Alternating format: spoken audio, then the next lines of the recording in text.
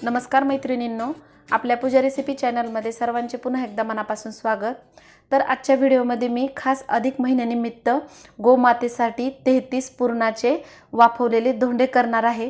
चला तर मग आता वेळ न घालवता आपण लगेच सुरुवात करूया। तर व्हिडिओ जर तुम्हाला आवडला तर पुढे शेअर करा आणि चॅनलला अजूनपर्यंत सबस्क्राइब केलं नसेल तर पटकन सबस्क्राइब करा।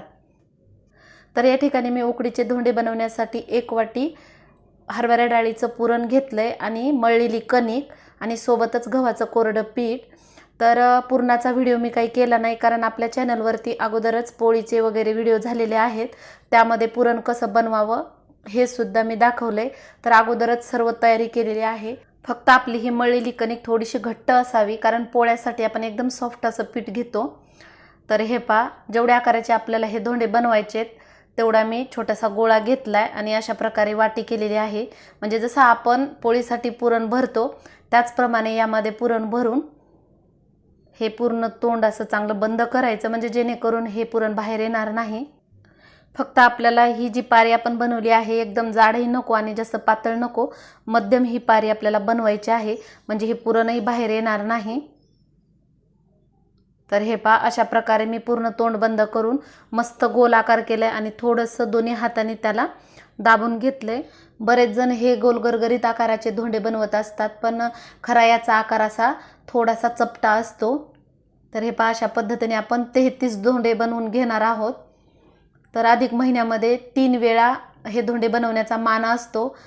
पाहुण्या रावळ्यांना सुद्धा या महिन्यामध्ये जेवणासाठी बोलवत असतात। गायला हे तळलेले पदार्थ खायला द्यायचे नसतात, तर त्यासाठी मी हे उकडीचे मोदक खास गायीसाठी बनवत आहे। गायच नाही तर कोणत्याही प्राण्यांना तळलेले पदार्थ देऊ नयेत। तर हे पहा, अशा प्रकारे या ठिकाणी मी तुम्हाला फक्त 2 दाखवलेत।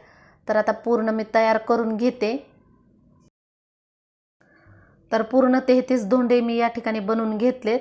तर आता गॅसवरती एक मोठी कढई ठेवलेली आहे आणि त्यामध्ये 1 ते 1.5 ग्लास असं मी पाणी टाकले आणि अशा प्रकारची ही माझ्याकडे चाळणी आहे। तर त्या चाळणीमध्ये आपण हे संपूर्ण धोंडे ठेवून टाकूया आणि त्यानंतर यावरती मी ताट झाकून ठेवले। आता जवळपास 10 ते 15 मिनिटं आपण चांगले वाफवून घेणार आहोत। तर हे पहा, एक 10 ते 15 मिनिटं आपण मस्त वाफवून घेतलेलं आहे आणि थंड करायला एका ताटात काढून ठेवलंय। तर आता गायीची पूजा करायची, पण गायीची पूजा करण्या अगोदर या पूर्ण धोंड्यांची पूजा करून घ्यायची। त्यामध्ये मी तुळशीचं पान ठेवलेलं आहे आणि गायीची पूजा करून झाल्यानंतर तिला पूर्ण हे धोंडे खाऊ घालायचे, कारण या गायीमध्ये 33 कोटी देव असतात आणि आपले हे धोंडे 33 कोटी देवापर्यंत पोहोचणार आहेत।